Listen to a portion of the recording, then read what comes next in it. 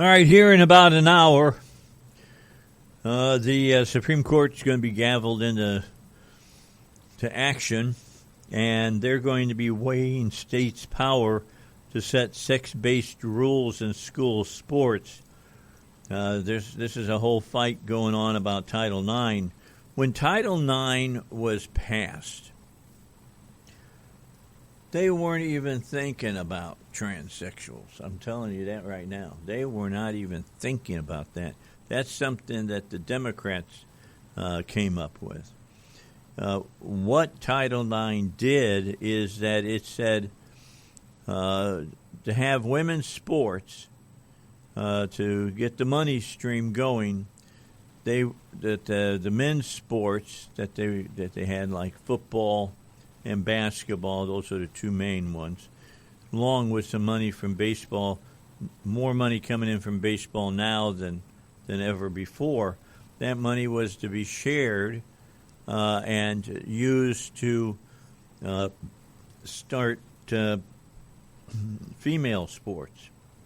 And so we got basketball, you had volleyball, of course, soccer is big in both men and women's sports in college, and et cetera, et cetera. Well, they got all the sports going, and very few schools were making any money to even support women's sports in these colleges. It was basically the men's football program and basketball programs that were financially supporting the women's sports. Well, then the Democrats wanted to get involved on the whole sex thing. And so they got involved with boys who said that they were really girls or felt like they were girls or whatever, and they wanted to compete against girls in select sports. And some states said okay. A large amount of states' sports activity associations said that ain't going to happen. If you've had testosterone in your bloodstream and whatever, you're going to have better muscle mass, better bones, etc. And I don't think there's anybody around that would differ in my saying that a male athlete, just because of their muscle mass and a lot of times their size and everything else, has the better chance of winning than a female does when they go up against each other. So the Supreme Court is going to hear oral arguments today over two cases that could determine whether states can ban transgender athletes who identify as women from competing on girls' and women's sports teams. A legal fight that could have far-reaching implications on transgender policies across the country. Like the upcoming Olympics, you know. Do you have to be, if you were born a biological male, can you compete against a biological female? The arguments in the two cases, Little versus Hecox and West Virginia versus BPJ, will examine state bans on transgender athletes participating in school sports under Title IX and the Constitution's Equal Protection Clause. At issue is whether laws in Idaho and West Virginia that prohibit transgender athletes who identify as women from playing on teams that match their gender identity discriminate based on sex. Lower courts struck down the bans as unconstitutional violations of Title IX and equal protection, and the two Republican-led states appealed to the Supreme Court.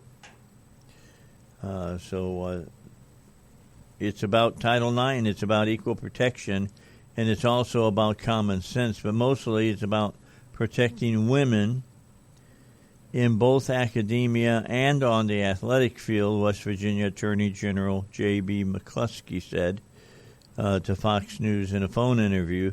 The justices will hear each of the cases this morning, starting at 9, our time. The High Court has set aside an hour for each case, but arguments are expected to run longer as the states, the plaintiffs, represented by the ACLU, and the Trump administration each present their positions and answer the justices' questions. In Little versus Hecox, Lindsay Hecox, a biological man who sought to compete on the women's track and cross-country teams at Boise State University, she wanted to be a Smurf, contended that Idaho's law, the Fairness in Women's Sports Act, violated the Equal Protection Clause by excluding transgender women. West Virginia versus BPJ centers on a 15-year-old transgender athlete who identifies as a girl and who argued the state's ban violated both the Constitution and Title IX's ban on sex discrimination in federally funded education programs. Am I the only one that thinks that early on in our country that none of this ever happened because most people consider girls girls and boys boys? You know, they had common sense. These folks don't have any common sense whatsoever. I don't know if you watch Landman or not, but you might, if you got Prime, go in tonight and watch Season 2, Episode 9, because transgenderism is touched upon in the issue. The daughter of Billy Bob Thornton has gone to cheerleading camp. She's checking into her room, and her roommate is a transsexual. And, he's telling her she can't eat anything but snacks that have no meat in it. He's a vegan. That at noon, he turns out the lights and meditates for an hour. And so she's got to be quiet. He doesn't want any music played in the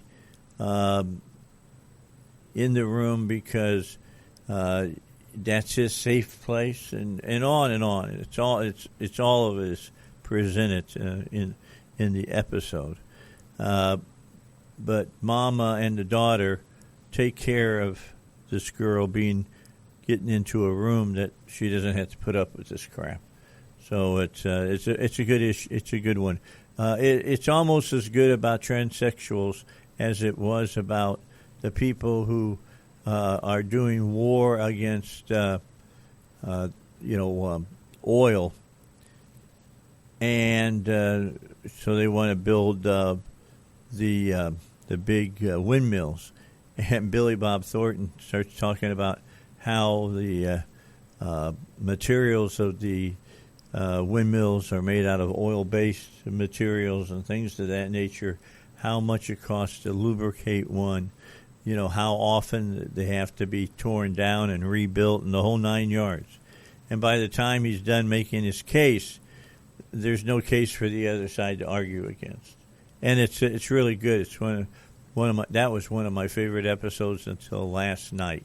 And last night was great because the girl, their daughter, his daughter, was trying her doggondest to understand, pronouns. This person was known as he and they, or no, I take that back. It was they and them. And she says, I can't call you they or them because you're a singular person, and that's a plural word. She says, and the lady says, well, what makes you think that it's wrong? And she said, the English language says it's wrong. It's great. It's really a good stuff. It's a good segment. There are some segments that aren't so good, but that was it was funny, and it was well taken care of. Mama got involved, and she went to the admissions people. The admission people told them, hey, you just got to work it out between the two of you and blah, blah, blah, blah. And there was no working it out. This person, it was, she didn't want this her in the bedroom or in the room because he didn't want her there. And that was enough. And when the mama shows up, he doesn't want her even to be let into the room because I don't let strangers in the room. It was nuts. It was just and that's the way most transgender people act. It's all about them. It's none about your rights. You're supposed to give up all your rights, as far as that's concerned. All right, so let's get a break in. We've got time for our first break here in the 8 o'clock hour. Don't forget about East End Towing. If you get stuck out on the highway, I really highly recommend you call 501-888-8849.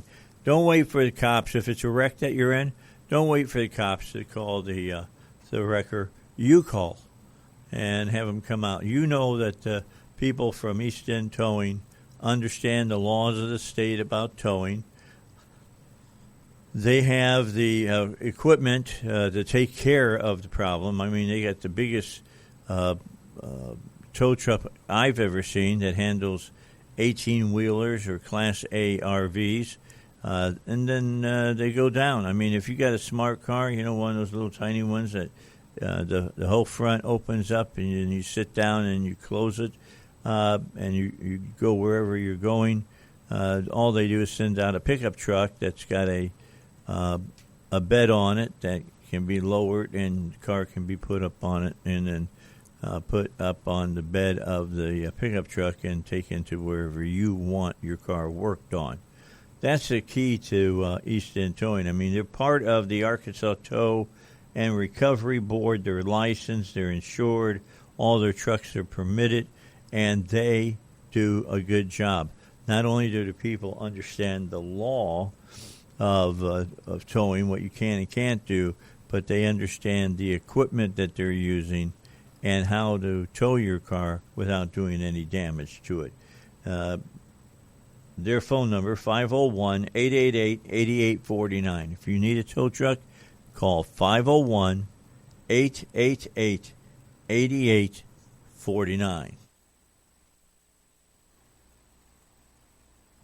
All right, we're back with you on the Dave Elswick Show. So anyway, lawyers for the states defending the bans maintain that separating sports based on biological sex preserves fairness and safety for female athletes and is consistent with Title IX's definition of sex.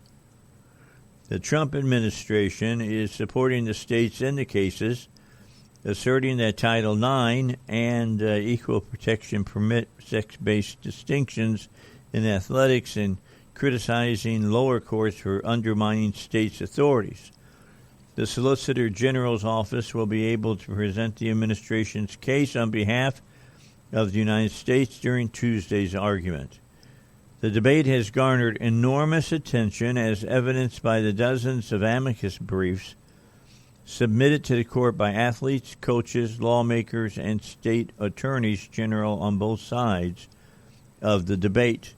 The Washington Post editorial board came out against the trans athletes in an op-ed this past weekend, saying the Supreme Court has a chance to correct one of the worst excesses of America's cultural revolution. This takes into the whole account of men being able to use women's facilities, women's locker rooms, things of that nature as well. Observers say a ruling in favor of the plaintiffs could limit state power to adopt similar bans and broaden interpretations of federal non-discrimination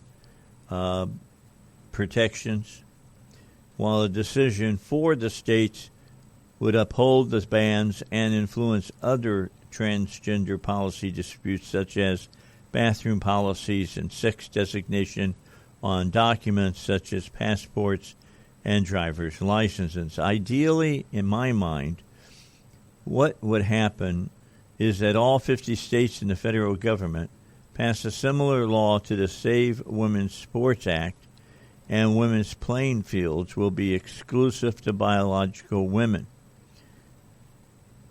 And thinks that this should be a 9-0 decision by the Supreme Court. The transgender athletes are represented by the ACLU, which argues that the challenged laws unlawfully discriminate against people who identify as women by excluding them from women's and girls' sports. No, it doesn't. I mean, if you're a woman, if you're a woman, if you're a man, you're a man. There's two sexes. There's not 51 different sexes. Categorically excluding kids from school sports just because they are transgender will only make our schools less safe and more hurtful places for all youth, said the ACLU attorney. Transgender rights advocates say that the red-leaning states and the Trump administration have singled out transgender students and spent exorbitant resources to target what they say are a negligible number of transgender athletes. McCuskey said that argument did not account for women and girls. You make the argument that BPJ is being discriminated against, but that belies the argument that all 300 of the other girls that BPJ beat in an athletic competition aren't victims, the AG said. So it's going to be an interesting case, and hopefully we can put this to rest by making sure that women's sports are women's sports and not something that the girls, a boy can go in and play with women in sports. I mean, we've seen some of the things that happen. We had the guy that was playing volleyball with the girls' team and in high school and spiked the ball so hard that the young lady that was hit in the face by it still hasn't recovered, and it's been 2 years. She's still suffering the after effects of that, and so we want to stop that type of stuff, and we want to get back to some common sense. Transgenderism wasn't even considered as part of the law that was passed back in the 70s, Title IX. It was, if you were a boy and you were biologically a boy, or if you were biologically a woman, that's how they determined men's sports and women's sports. So it's just something to keep in mind that will be decided today at the Supreme Court. And I just don't understand why anybody thinks that they've got the argument about all of this. I mean, you got XY does not equal XX and things of that nature, and signs that are in front of the Supreme Court. And there's an opinion piece written by Madison Kenyon and Mary Kate Marshall. Imagine if the U.S. Supreme Court was asked to rule on whether the law of gravity still applies, even in the early years of the 21st century. After all, some people are uncomfortable with their size. They feel sluggish and weighed down by the pull from the earth. Why shouldn't they just be able to ignore gravity and float along as easily as they please? Why should any law of nature be allowed to constrain how light and thin someone feels inside? If that sounds ridiculous to you, imagine how female athletes have felt in recent years, having to compete against males just because they've been told that feeling like a woman can make them so. Remember what J.K. Rowling said, that Being a woman is more than wearing a costume. Their make-believe is our hard reality, and some of us have empty spaces on our trophy shelves to prove it. These young Idaho State University women's athletes are fighting to keep trans athletes off of women's teams. Each of us spent a lot of our growing up years training our minds, training our bodies, and gaining the skills to compete against other girls and women on the athletic field. We worked hard, forfeited a lot of fun and family time, and steadily disciplined ourselves to become better, faster, and stronger to win those trophies, stand on the winners' platforms, and earn scholarships that would pay for our higher education. Then something happened that we had no way to predict or prepare for. American sports culture went off the deep end. Seemingly overnight, our country's athletic leaders decided that men could be women, that men had every right to compete in women's sports, and that physical differences were irrelevant, DNA was unimportant, and anyone could be anything they wanted to be. Throw natural law to the wind. All right, so we're going to take a break for the news. We've got to get to that. And then after that, we'll come back and finish up this with you here on the Dave Elswick Show. But this is going to go, the decision that they make, and we probably won't find out about what it is until June, although they might come out earlier, so because you got so many state meets coming up in women's sports, and basketball and volleyball and things of that nature. They might just go ahead and make a decision early. 8:30, time for the news. Let's get to it.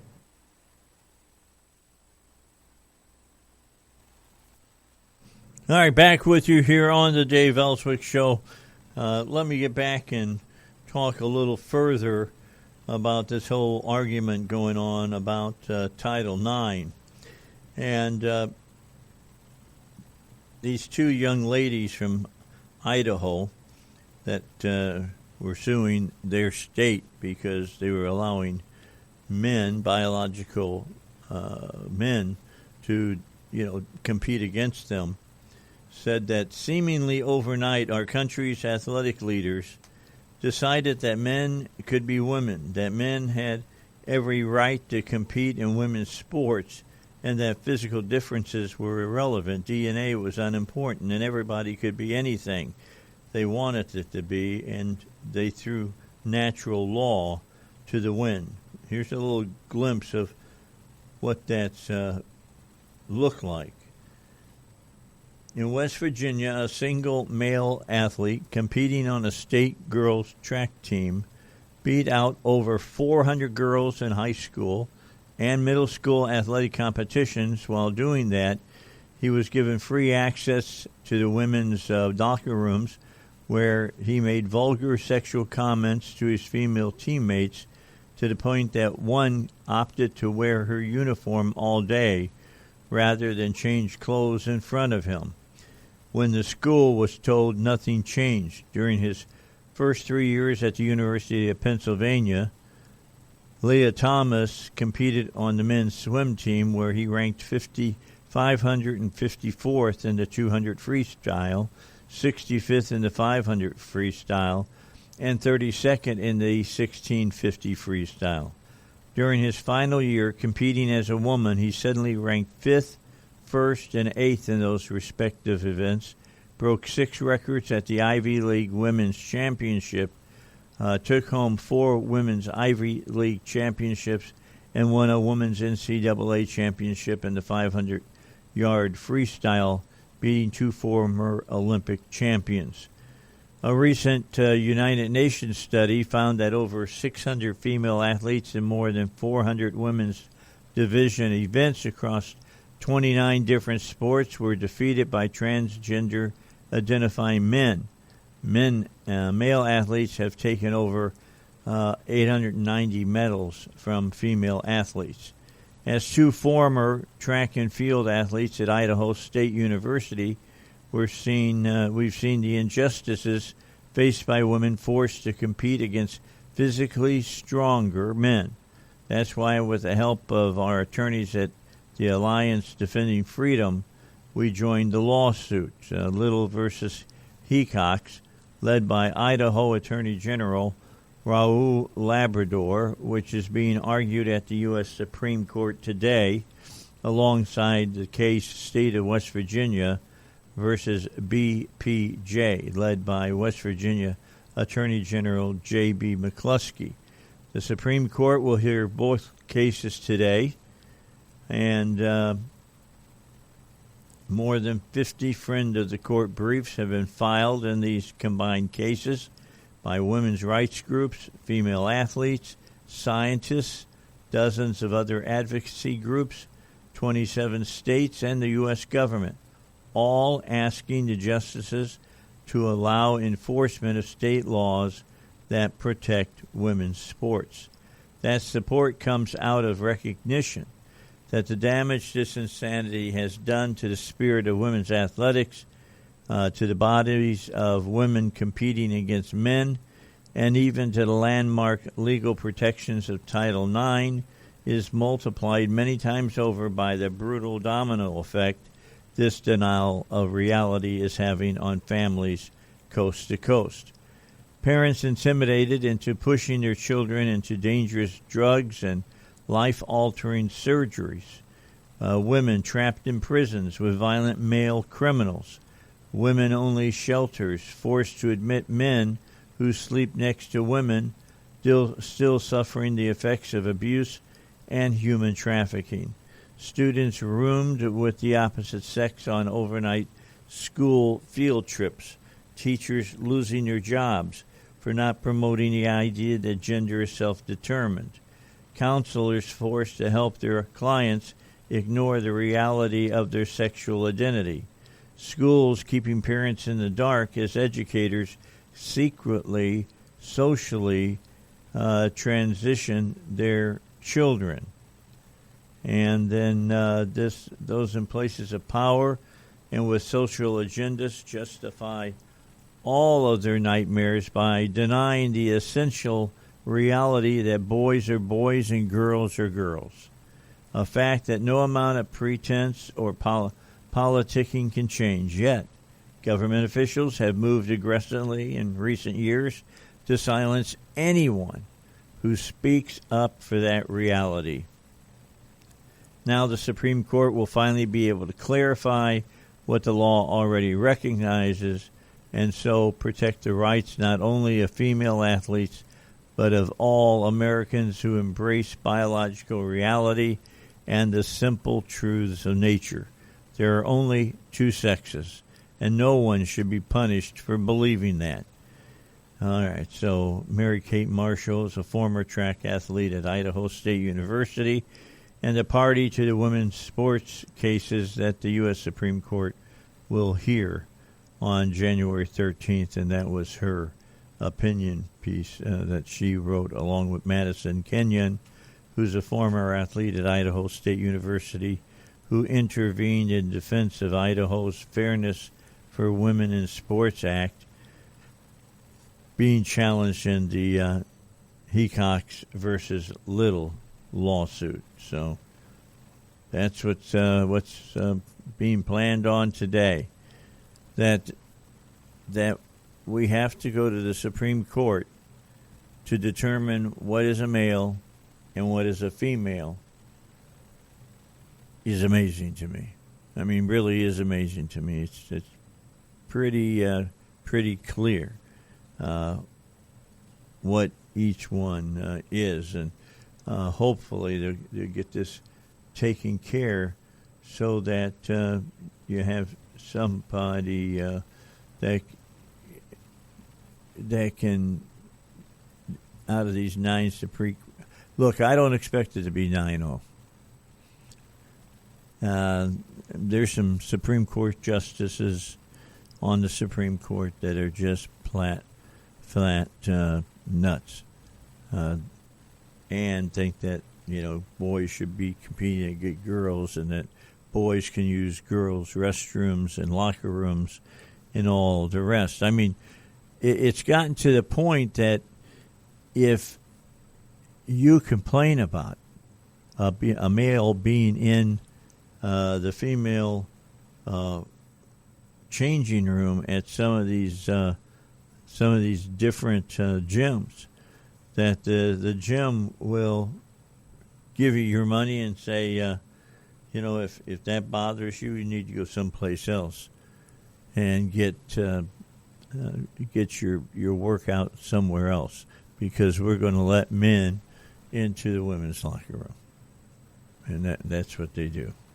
All right, let's take our final break here during the 8 o'clock hour, and then we will come back and continue on the Dave Elswick Show on 101.1 The Answer.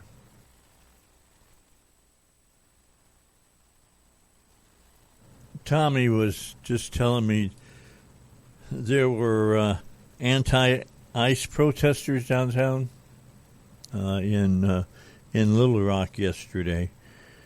They're everywhere. I mean, look, they're a group of people that many of them are being paid to do what they're doing. They're not doing it out of any sense of obligation to the people who are being affected by this, but are doing it to make a paycheck. And that is the way it is, and you should take that as a grain of salt when you see these people out doing what they do. Throwing stuff at the police, yelling obscenities at them. Watch the video of this woman that was killed the other day, and see what her, quote, husband, it's another woman, she's a lesbian now. She was married to a man. She's got a daughter, or had a daughter. Now the daughter doesn't have a mother because of what her mother was doing. Her mother was putting herself in front of federal agents trying to do their job. And bad things happened, and then she got shot. That would not have happened if she hadn't been there doing what she was doing.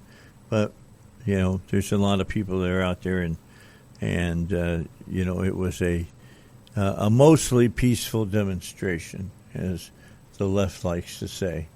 Buildings are burning all around you and are falling down around your ears, and that's an almost peaceful demonstration as they look at it, and as CNN and others reported on it. As Iran weakens, a power vacuum is an emergence across the Middle East, and Saudi Arabia is moving to fill it by recalibrating relations with former rivals, hedging global partnerships, and asserting a more independent foreign policy, according to a lot of experts. Javed Ali, former senior official at the National Security Council and a professor at the University of Michigan, told Fox that, quote, since Iran's 1979 revolution, both Saudi Arabia and Iran have vied for influence across the broader Muslim world. Mohammed bin Salman's consolidation of power in the kingdom, we're talking about Saudi Arabia here, has also introduced a markedly different vision from that of his predecessors. Riyadh's recent moves from Yemen to Turkey are fueling debate over whether Crown Prince Mohammed bin Salman's expanding regional role still aligns with U.S. interests. As part of that recalibration, Bloomberg reported on January 9th that Turkey is seeking entry into the Saudi-Pakistan Mutual Defense Pact, signed 4 months earlier, according to people familiar with talks. Michael Rubin, a senior fellow at the American Enterprise Institute, said Saudi Arabia's current trajectory must be viewed through years of accumulated frustration with U.S. policy. To be fair to MBS, previous U.S. administrations did not uphold their end of the bargain either, said Rubin, and pointing to repeated Houthi attacks on Saudi territory. The Houthis launched hundreds of drones and rockets that the Obama administration ignored. Rubin said tensions deepened as Mohammed bin Salman issued reforms long urged by U.S. policymakers, only to face sharp criticism from Washington. He cited the Biden administration's decision to remove the Houthis' terror designation. By no objective measure should Secretary of State Antony Blinken have removed the terror designation from the Houthis, Rubin said, calling the move pure spite directed at MBS and Donald Trump. Rubin said that decisions marked a turning point. MBS calculated that if the United States did have his back, he would need to embrace a Plan B, describing outreach to Russia and China as tactical signaling rather than ideological realignment. Saudi geopolitical researchers Salman and Ansari rejects claims that Riyadh is drifting ideologically or embracing Islamic movements, framing Saudi policy as interest-driven. Saudi Arabia does not base its foreign policy on ideological alignment, but on pragmatic considerations aimed at stability and development. They said that outreach to Turkey reflects an effect to de-escalate rivalries. The rapprochement with Turkey reflects this diplomatic approach, which seeks to transform the Middle East from a region of chaotic conflict into one of greater stability. Al-Ansari said said the shift has already delivered results. The shift has given Riyadh increased flexibility in engaging regional power, a change Ankara quickly recognized and that has translated into expanding economic cooperation. He rejected claims of alignment with the Muslim Brotherhood. Saudi Arabia designated the group as a terrorist organization in 2014, and the position remains unchanged, he said. These competing interpretations of Saudi intent are now colliding most visibly in Yemen, where the Saudi Emirate alliance originally formed to counter Iran's Houthi proxy. So there's a lot going on right now with when Iran is gotten rid of, it is going to leave a power vacuum, but the Saudis are already seeking to try to fill that up so that people don't have to worry about bad actors rushing in and changing what's going on in the Middle East over there in their country and dealing with other countries that are Muslim. Riyadh backs a unified Yemeni state under the internationally recognized government, arguing fragmentation strengthens Iran. The UAE has supported southern separatists, including the Southern Transactional Council, prioritizing control over ports and security quarters. In the last few days, Saudi and Yemeni government forces have largely recaptured southern and eastern Yemen from the UAE-backed Southern Transactional Council, and the STC's leader reportedly fled to the UAE amid the group's reported dissolution, highlighting a sharp rift involving Emirate support for separatists. So we got to keep our eye on all that over there, and to make sure that it doesn't get people off of the correct direction that they should be moving to a more diplomatic run democracy in the Middle East. All right, when we come back in the next hour, we'll have 2 hours left, and let's talk about a few things.